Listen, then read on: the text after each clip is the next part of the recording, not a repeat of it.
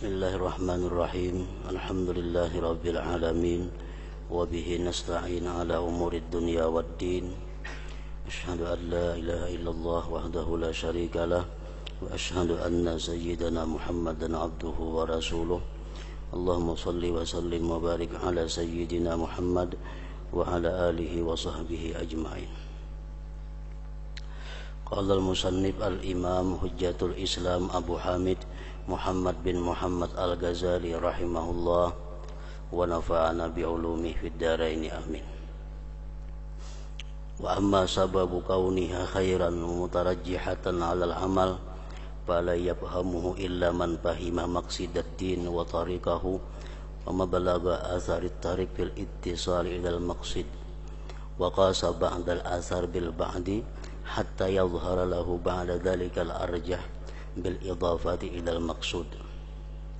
Faman qala al khubzu khairun min al fakiha fa inna ma ya'ni bihi annahu khairun bil idafati ila maqsudil qut wal iqtida wa la yafhamu dhalik illa man fahima anna lil ghidha maqsidan wa huwa sihhatu wal baqa wa anna al aghdhiyata mukhtalifatul atharu biha wa fahima athara kulli wahidin wa qasa ba'daha bil ba'd fatta'atu ghizaa'un lil qulub wal maqsud shifa'uha wa baqa'uha wa salamatuha bil akhirah wa sa'adatuha wa tana'umuha bi liqa'illahi ta'ala wal maqsidu ladzatus sa'adati bi liqa'illahi faqat.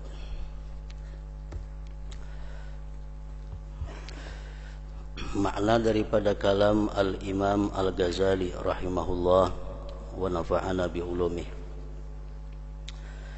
Adapun sebab keadaan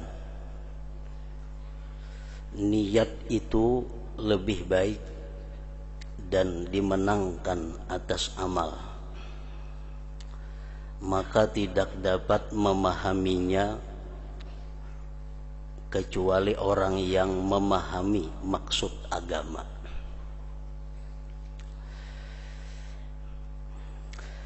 Adapun sebab keadaan niat itu lebih baik dan dimenangkan atas amal perbuatan zahir. Hadis Rasulullah mengatakan niyatul mukmin khairun min amalihi. Niat kita orang yang beriman lebih baik daripada amal perbuatan zahir. Nah, itu kada kau mengerti tentang hadis itu kecuali orang yang memahami maksud agama, jalannya dan pengaruh jalan berhubungan kepada maksud, dan ia membandingkan sebagian bekas pengaruh dengan sebagian yang lain, sehingga tampak baginya setelah demikian yang lebih kuat dengan dikaitkan kepada maksud.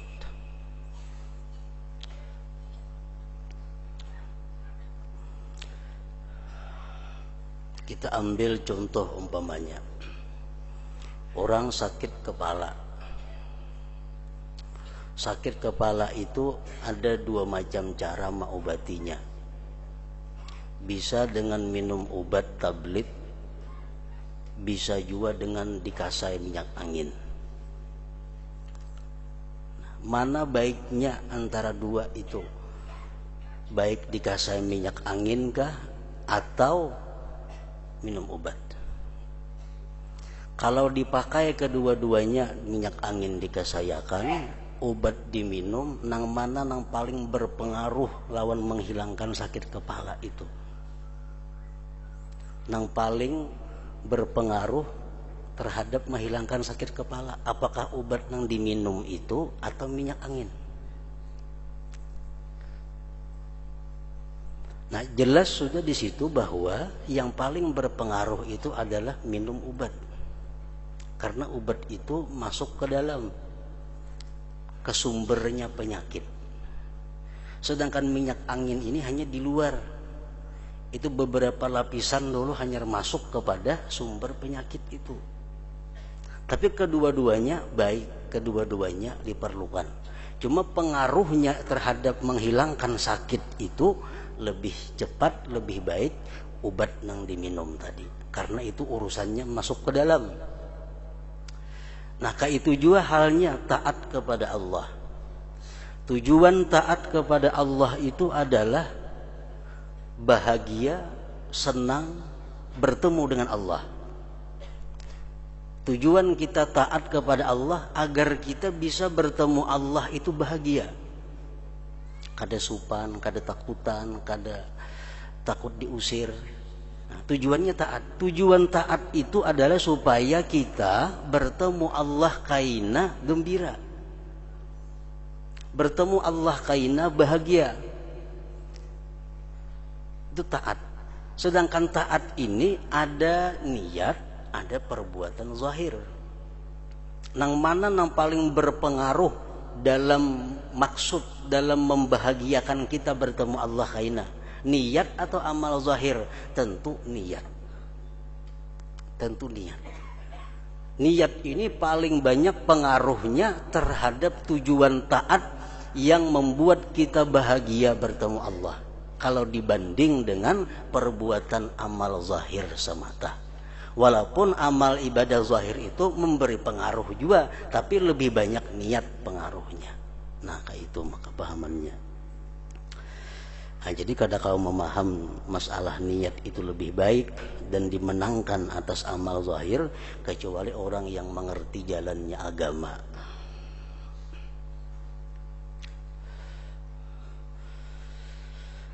Diambil contoh misalnya Rasulullah sallallahu alaihi wasallam mengatakan, man salaka yatlubu bihi ilman salakallahu bihi tariqan salakallahu bihi tariqan min tariqil jannah. Barang siapa yang berjalan pergi menuntut ilmu, Allah berikan dia jalan menuju surga. Nah, di situ nang mana paling berpengaruh, nang paling berbekas terhadap jalan menuju surga itu? Apakah jalan langkah kaki kita atau niatnya itu kah? Sehingga Allah memberikan ganjaran yang sangat besar. Orang yang berjalan menuntut ilmu akan diberi Allah jalan menuju surga. Jalan batisnya nitukah nang paling berpengaruh sehingga dapat hadiah dari Allah seperti itu, atau niat kita mulai rumah itukah? Nah, nang paling berpengaruh, saham nang paling banyak adalah niat, sehingga kita dapat jalan menuju surga. Buktinya apa? Nah, buktinya kalau kita berjalan mulai rumah ke majelis ilmu, tapi tujuan kita kada menuntut ilmu. Tujuan kita membuka dagangan di majelis ilmu. Mulai rumah membawa minyak harum, membawa itu, membawa ini. Tujuan kita membuka maurak dagangan di majelis ilmu. Sekaligus umpat berdengar mengaji. Ini jalannya orang ini berjalan juga, tapi jalannya seperti ini kada dapat ganjaran dari Allah, jalan menuju surga. Kada dapat. Kenapa? Karena niatnya kada. Niatnya jalannya jalan untuk membuka dagangan di majelis ilmu. Walaupun dia mendengar ilmu juga, berjalan juga, tapi kada dapat itu. Kenapa? Karena niat mulai rumah untuk membuka dagangan. Nah, kemudian lagi orang berniat, aku hari ini hendak ke majelis ilmu, berangkat ke majelis ilmu, itu niat dalam hati. Sampai jamnya, kenapa sakit kita garing, kada kawat tulah, tetap kita ditulis oleh Allah sebagai orang yang berangkat ke majelis ilmu dan dapat hadiah jalan menuju surga. Nah, berarti mana pengaruhnya niat lawan perbuatan zahir? Tentu lebih berpengaruh niat. Tentu berpengaruh niat. Jadi segala ganjaran pahala-pahala yang besar daripada Allah kepada kita itu, niat itu yang paling berperan. Niat paling berperan. Orang yang duduk di masjid menunggu salat. Duduk di masjid, duduk menunggu waktu sembahyang. Niatnya duduk tuh menunggu waktu sembahyang. Sejam inya duduk menunggu salat, sejam itu pula Allah menghitung dia sembahyang, ruku, sujud, berdiri dan sebagainya. Padahal gerakannya ada cuma duduk.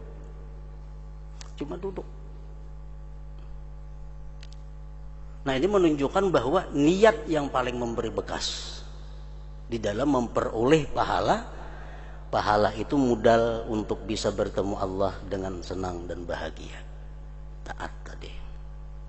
Nah, kalau orang duduk di masjid tapi tujuan sambil menghadangi kawan, walaupun ini baca Quran, walaupun ini berzikir, tapi sambil menghadangi kawan. Pas orang bang zuhur, umpat berjamaah zuhur. Nah, duduknya itu kada dihitung sebagai duduk sembahyang. Kenapa? Padahal ini duduk, padahal membaca Quran, tapi kada dihitung sembahyang karena niatnya bukan menunggu sembahyang, menunggu kawan.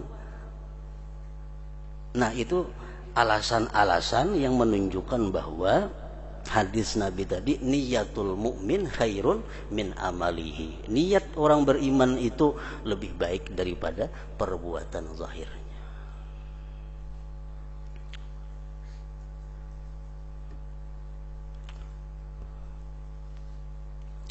Orang yang berperang fisabilillah, perang fisabilillah, sedangkan dia tujuan perang ini macam-macam. Ada membela Islam tujuannya, ada sekaligus dendam melawan orang kafir, sekaligus ada juga hendak mendapatkan harta rampasan perangnya lawan orang kafir.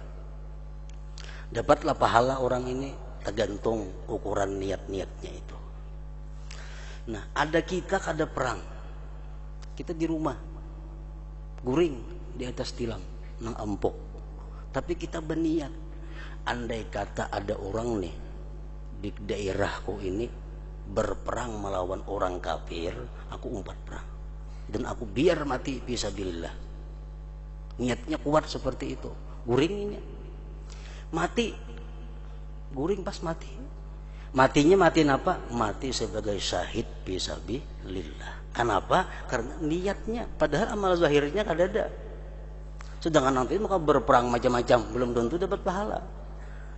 Nah, itu alasan lagi, bukti lagi bahwa niat kita lebih utama daripada amal perbuatan zahir. Walaupun kedua-duanya perlu, amal zahir itu perlu, niat perlu, namun niat lebih berpengaruh terhadap mencapai tujuan bahagia, senang bertemu dengan Allah Subhanahu wa taala di kemudian hari.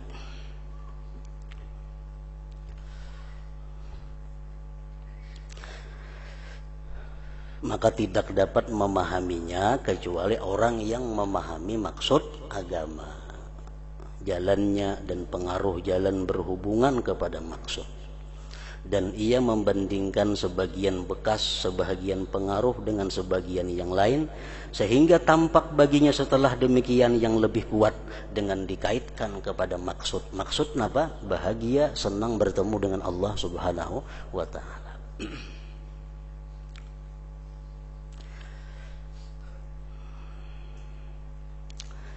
Maka siapa, ini contoh daripada Imam Al-Ghazali, barang siapa yang mengatakan bahwa roti itu lebih baik daripada buah-buahan,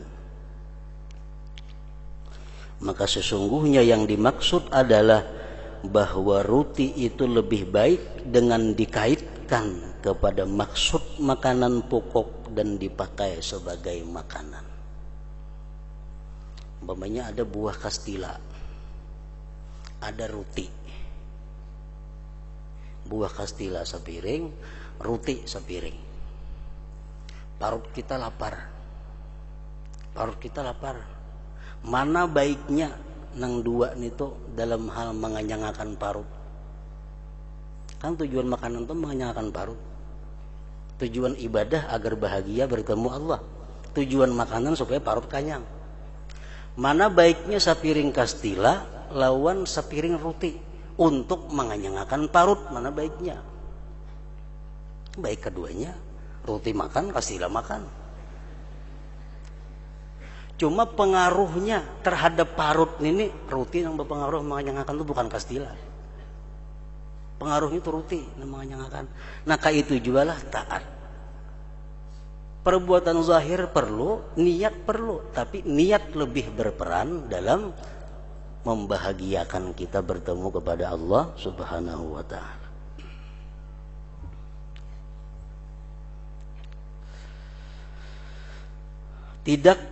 Tidak memahami demikian kecuali orang yang memahami bahwa makanan itu mempunyai maksud,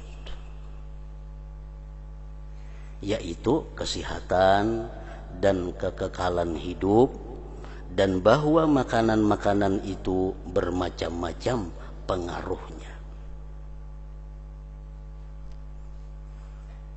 Nah, kalau kita umpamanya maksud tujuan kita supaya qadha hajat lancar, ada roti sapiring, kastila sapiring, mana baiknya yang dimakan? Tujuan bukan supaya kanyang, ada parut nih kanyang aja. Tujuan mana? Tujuan supaya qadha hajat lancar. Tentu kastila paling baik. Nah, jadi kadang kau memahami masalah itu kecuali orang yang memahami tujuan makanan. Nah, sama halnya kadang kau memahami masalah niat dan amal zahir kecuali orang yang memahami tujuan ibadah itu apa. Nah, setelah tahu bahwa tujuan ibadah itu agar mati bahagia, senang bertemu Allah, nah hanya kawa membedakan, menjelaskan bahwa niat itu lebih baik, lebih dimenangkan daripada amal perbuatan.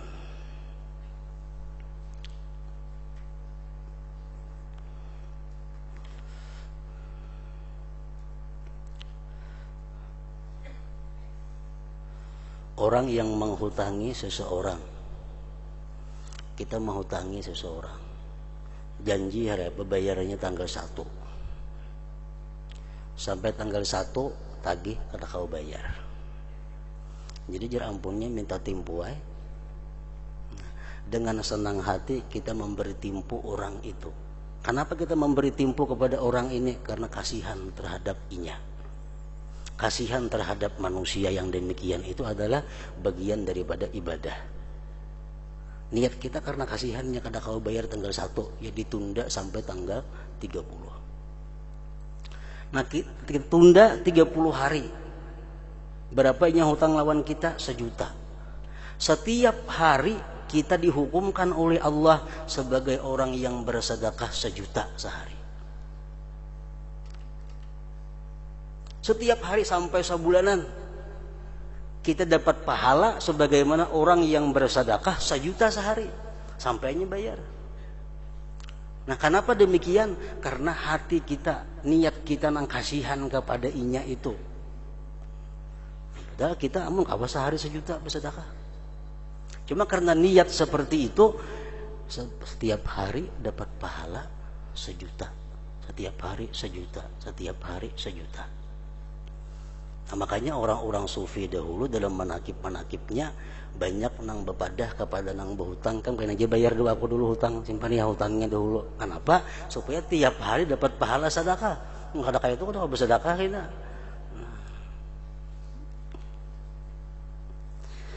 Nah, itu kehebatan niat. Kehebatan niat. Jadi orang-orang yang mulia, mulai daripada para anbiya, para aulia, mereka kada banyak beramal zahir. Nabi contohnya, sitin sembahyang sehari semalaman kawa dihitung sekian rakaat, kada banyak sembahyang Nabi. Sedekah Nabi kada banyak, baca Quran Nabi kada banyak. Nah, di mana keunggulan mereka itu? Mereka punya niat yang sangat banyak. Nah, niat yang baik saling banyakkan dalam hatinya. niat yang baik saling banyakan di dalam hati mereka, sehingga walaupun mereka zahir perbuatannya kada banyak punya amal, cuma niat dalam hati macam-macam, segala kebaikan diniatkan, sehingga mereka lebih tinggi daripada orang yang banyak beramal zahir.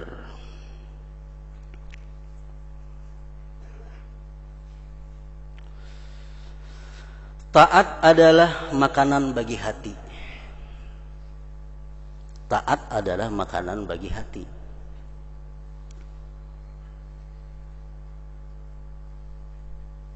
Maksudnya adalah kesembuhannya hati yang sakit. Hati yang sakit itu disembuhkan dengan taat.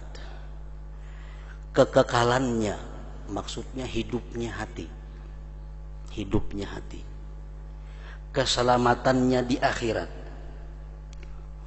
kebahagiaannya dan merasakan kenikmatannya dengan bertemu Allah Ta'ala. Maka tujuan adalah, maksud daripada taat itu adalah kelezatan, kebahagiaan dengan bertemu dengan Allah saja. Nah, itu hati.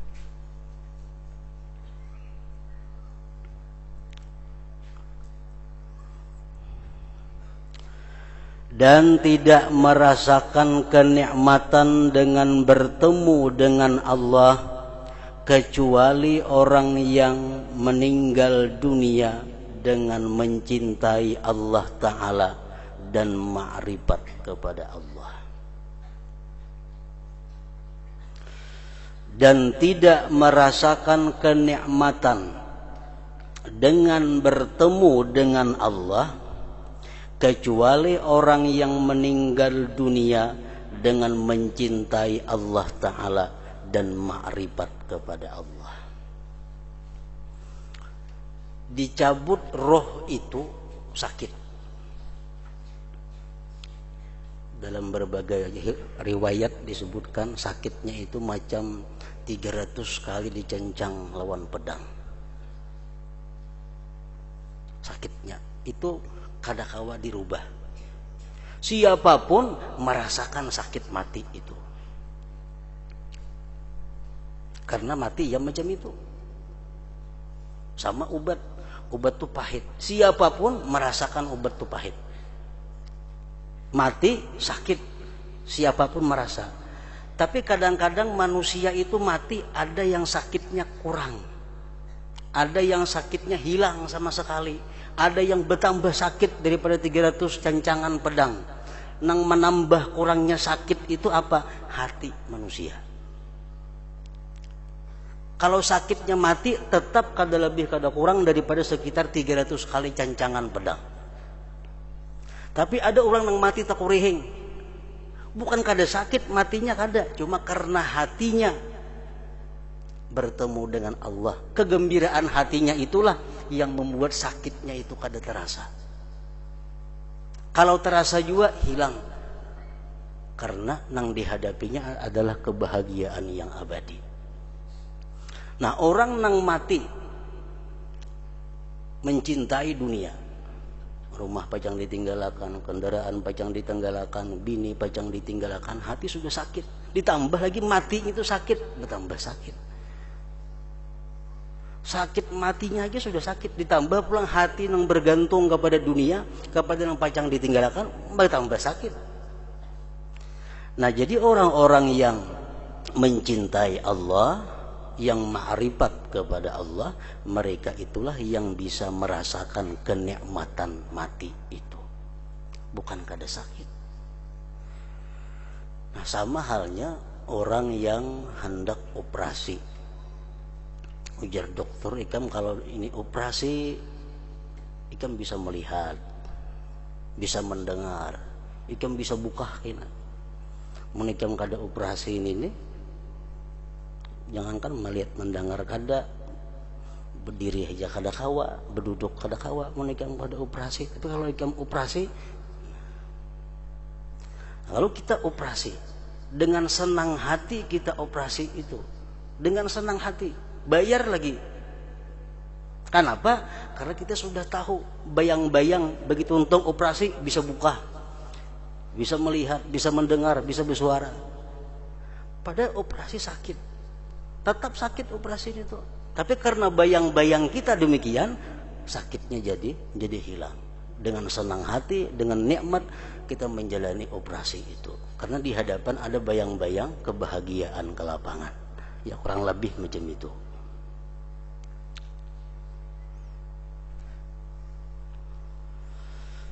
Dan tidak merasakan kenikmatan dengan bertemu dengan Allah kecuali orang yang meninggal dunia dengan mencintai Allah Ta'ala dan ma'rifat kepada Allah, dan tidak mencintainya kecuali orang yang ma'rifat kepadanya Allah.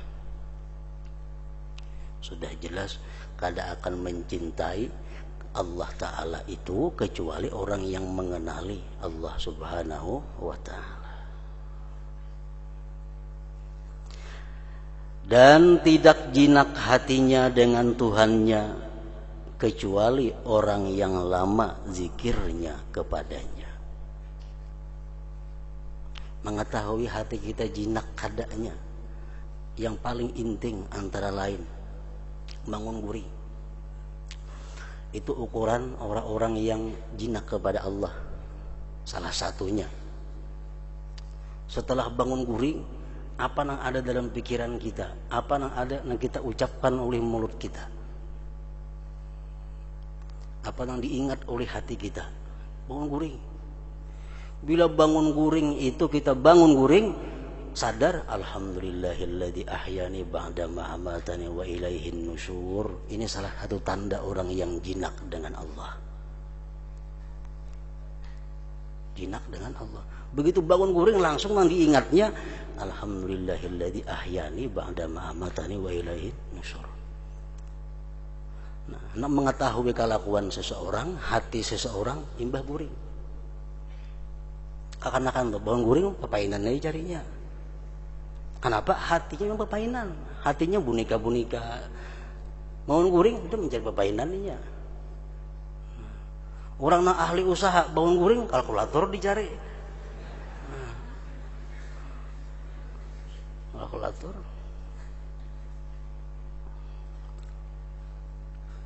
Orang yang ahli kitab, ahli mutalaah bangun guring kitab aja dicari itu. Tergantung keadaan hati kita. Maka kejinakan hati itu dapat berhasil dengan terus-menerus berzikir. Kadakawa hati kita jinak lawan Allah. Kadakawa kita bangun guring itu alhamdulillahilladzi ahyani ba'da ma amatani wa ilaihin nusyur. Kalau kita kada banyak zikir kepada Allah, kadakawa.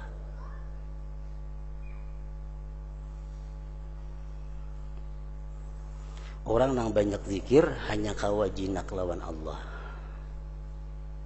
Takajud nang apa? Allah. Datang nikmat Allah. Datang musibah Allah. Karena hatinya sudah jinak kepada Allah.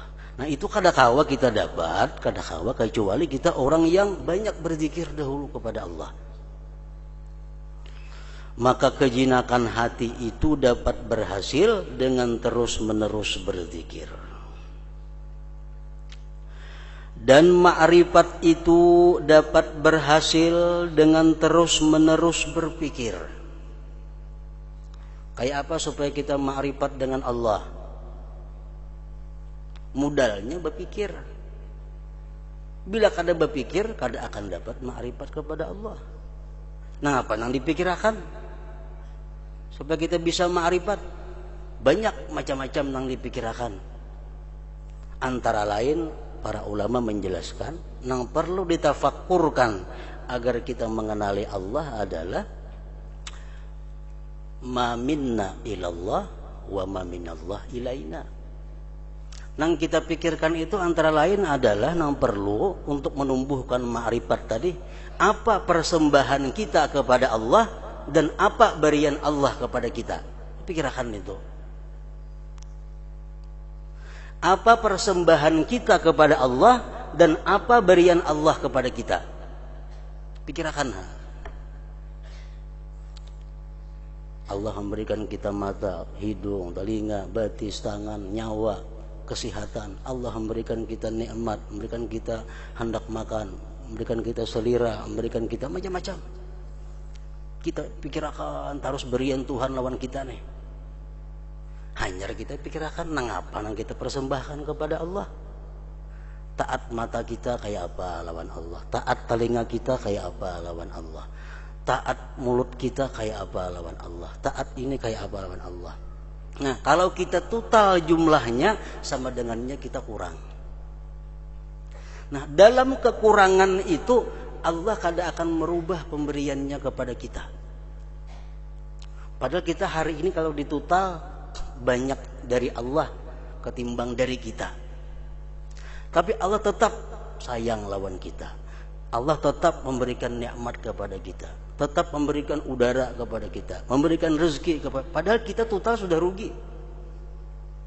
Orang tuh berdagang, ini modali rugi, modali pulang. Isuk lapor rugi pulang, modali pulang. Oleh si bos nih. Isuk laporan rugi pulang, hari-hari tambah modal, kalau ada untung-untungnya. Nah, itulah salah satu cara yang menimbulkan makrifat kita kepada Allah, itu menimbulkan kecintaan kepada Allah.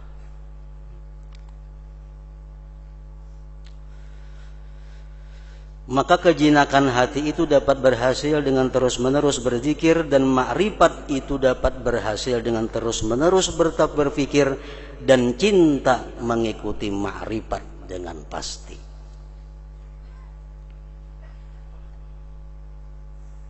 Mau kita berpikir macam itu, asalkan kita punya hati saja, asalkan hati kita masih hidup saja, pasti cinta kepada Allah. Pasti, asal kita punya hati. Rasulullah mengatakan, jubilatil qulub ala hubbi man ahsana ilaiha. Tabiat hati manusia nih, cinta kepada orang yang berbuat baik lawan inya. Itu tabiat manusia, tabiat hati.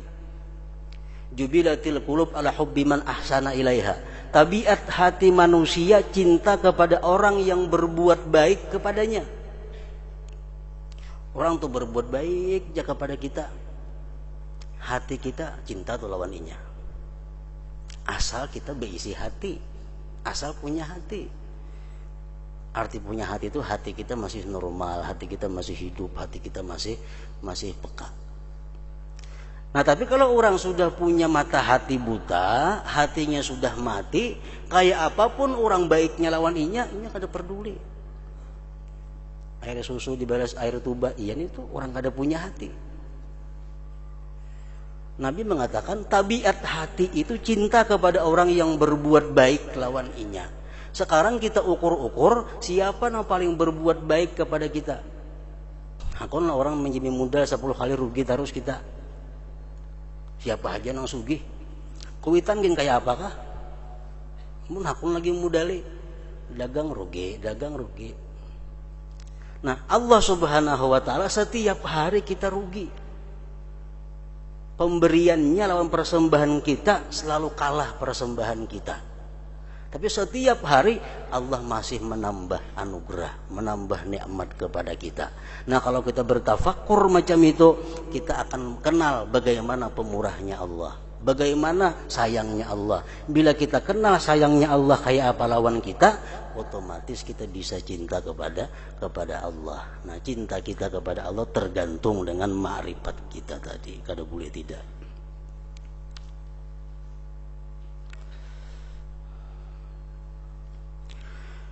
Dan hati itu tidak kosong. Arti tidak kosong, tidak bisa, kada kawa. Dan hati itu tidak kosong, artinya kada kawa untuk terus-menerus berzikir dan berfikir, kecuali apabila ia si hati tadi kosong dari kesibukan dunia. Itu sudah jelas.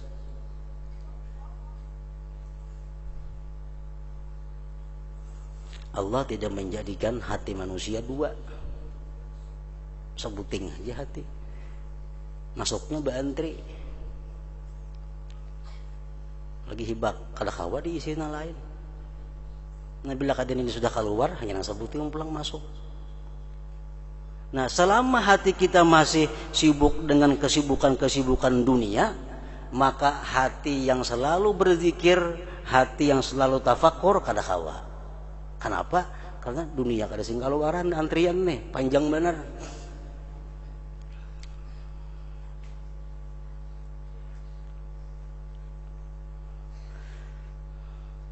Dan hati itu tidak bisa untuk terus-menerus berzikir dan berfikir kecuali apabila ia kosong dari kesibukan-kesibukan dunia. Dan hati tidak kosong dari kesibukan-kesibukan dunia kecuali apabila nafsu syahwatnya terputus daripadanya. Dunia kada mau pindah di hati kita kecuali kita kada kepingin lagi lawan inya, hanyarnya pindah.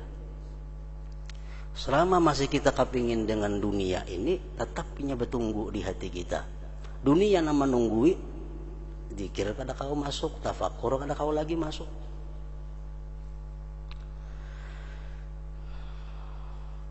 Dan hati tidak kosong dari kesibukan-kesibukan dunia kecuali apabila nafsu syahwatnya terputus daripadanya, sehingga ia menjadi condong kepada kebaikan, berkehendak kepadanya kebaikan, lari dari kejahatan, lagi membenci kepadanya kejahatan itu.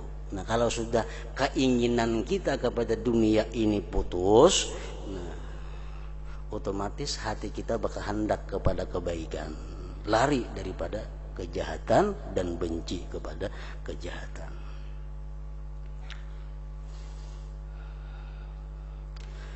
Hanya saja condong ia, kepingin ia artinya. Hanya saja kepingin ia atau hanya saja mau ia si hati kepada kebaikan dan taat apabila ia si hati itu mengetahui bahwa kebahagiaannya di akhirat itu tergantung dengannya taat tadi. Hati kita nih mau kapingin taat, mau kapingin beribadat, syaratnya apa?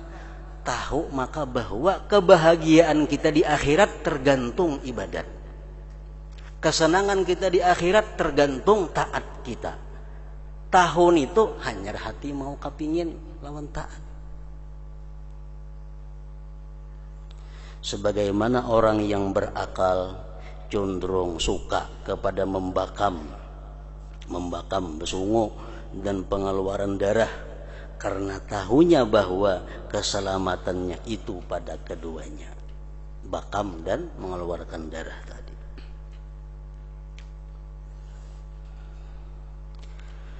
Apabila ia berhasil, apabila dapat artinya, apabila dapat pokok kecenderungan kepada taat.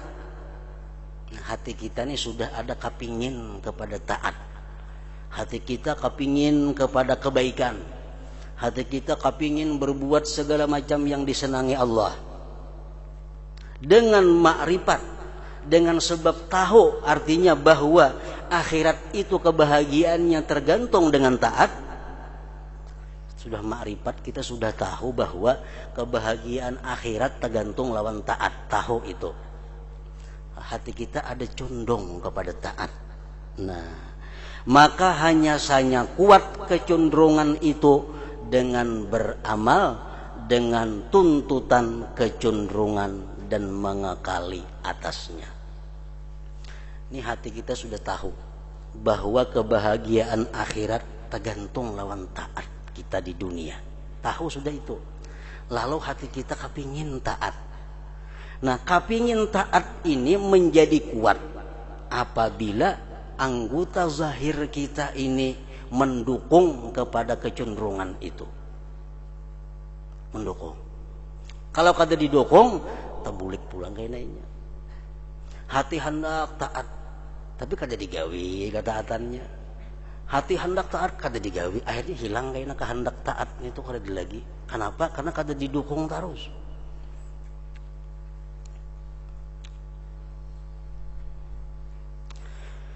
Karena sesungguhnya mengekali atas tuntutan sifat hati. Sifat hati hendak taat tadi, baik sudah. Dan kehendaknya dengan beramal itu berlaku sebagaimana makanan dan makanan pokok bagi sifat tersebut, sehingga mantap sifat dan kuat disebabkannya. Nah, kalau keinginan hati kita hendak taat nih, kita dukung, gawi, laksanakan, hendak taat, laksanakan. Itu sifat kehendak taat nih menjadi kuat dan mantap di dalam hati, akan menjadi kokoh. Bila sekali hendak saja kada dihiraukan, akan lemah dan hilang. Contohnya, orang yang cenderung suka atau mau kepada menuntut ilmu atau mencari kepemimpinan, orang hendak jadi pejabat, orang nang hendak jadi tuan guru, atau orang nang hendak jadi pejabat, itu tidaklah kecenderungannya pada permulaan kecuali lemah. Orang hendak jadi tuan guru, orang hendak jadi pejabat, itu keinginan hatinya masih di bawah 50%. Masih di bawah.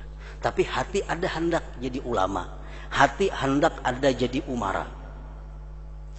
Nah, maka jika ia mengikuti tuntutan kecenderungan dan ia menyibukkan diri dengan ilmu pendidikan, kepemimpinan, dan amal perbuatan yang dicari bagi yang demikian, maka semakin kuat kecenderungannya dan mantap serta sulit atasnya melepaskan diri daripadanya.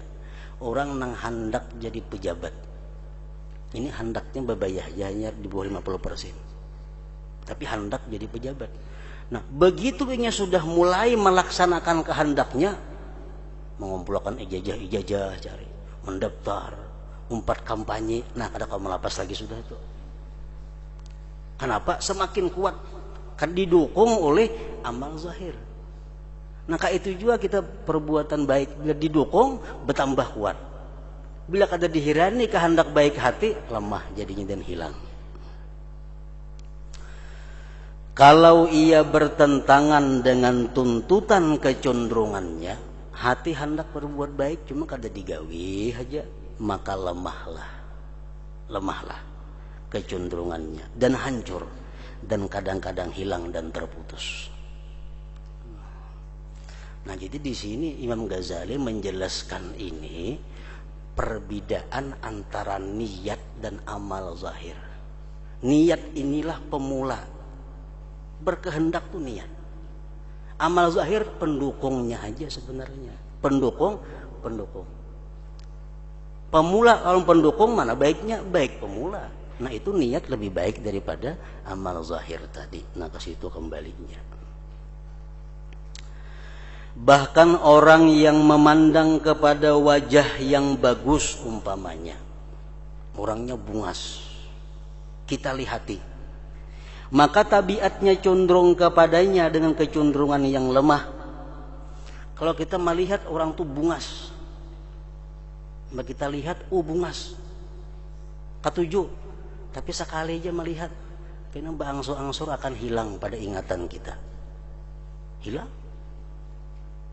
Nah, jikalau ia mengikutinya dan berbuat menurut tuntutan kecenderungan tersebut, lalu ia terus-menerus memandangnya, duduk-duduk dan bergaul serta bercakap-cakap, niscaya semakin kuat kecenderungannya.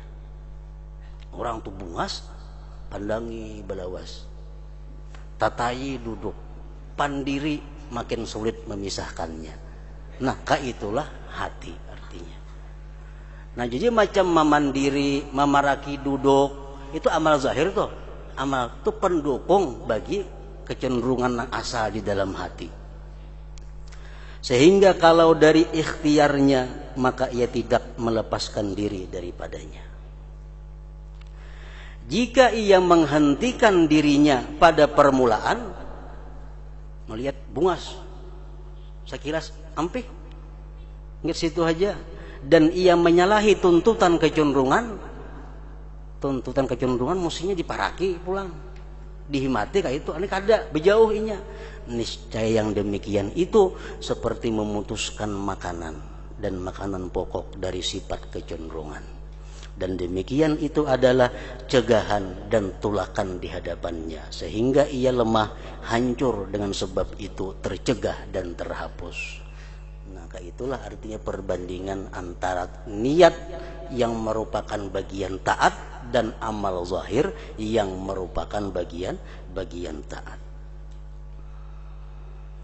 Nah, ingat situ. Begitu pula semua sifat kebaikan dan taat semuanya adalah yang dikehendaki dengan akhirat.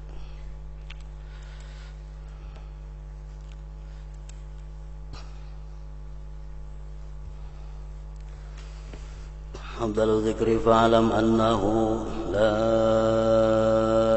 ilaha illallah Muhammadur Rasulullah, la ilaha illallah Muhammadur Rasulullah, la ilaha illallah Muhammadur Rasulullah, la ilaha illallah, la ilaha illallah, la ilaha illallah, la ilaha illallah, la ilaha illallah.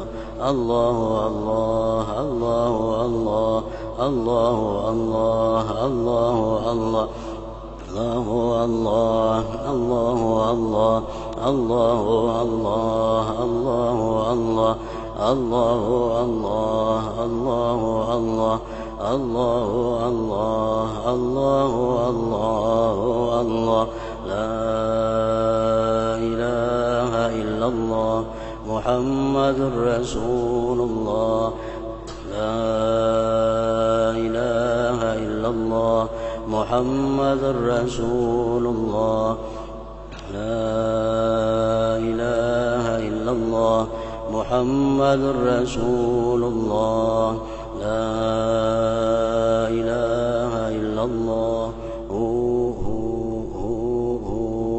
Al-Fatihah. Iyyaka na'budu wa iyyaka nasta'in ihdinas siratal mustaqim siratal ladzina alaihim waladdallin. فيا أيها الراجون منه شفاعة صلوا عليه سلموا تسليما اللهم صل